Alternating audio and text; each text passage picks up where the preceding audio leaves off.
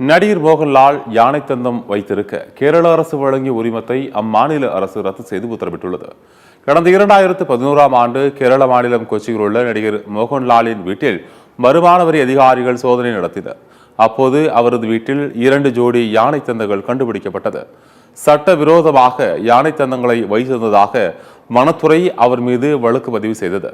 தன் வீட்டில் கைப்பற்றப்பட்ட யானை தந்தங்களை மீண்டும் ஒப்படைக்குமாறு அப்போதைய கேரள வனத்துறை அமைச்சர் ராதாகிருஷ்ணனிடம் மோகன்லால் கோரிக்கை வைத்தார். இதனையடுத்து சட்டத்தில் திருத்தம் செய்யப்பட்டு மோகன்லாலுக்கு 2015ஆம் ஆண்டு யானை தந்தம் வைத்துக் கொள்வதற்கு உரிமம் கேரள அரசால் வழங்கப்பட்டது. தந்தங்களும் அவரிடம் ஒப்படைக்கப்பட்டன. இதற்கு எதிராக தொடரப்பட்ட வழக்குகளை கேரள உயர்நீதிமன்றம் விசாரித்து வந்தது. இதனையடுத்து யானை தந்தங்களை வைத்துக் கொள்ள மோகன்லாலுக்கு மாநில அரசால் வழங்கப்பட்ட உரிமம் சட்டப்பூர்வமானது அல்ல என கூறி அதனை உயர்நீதிமன்றம் ரத்து செய்துள்ளது.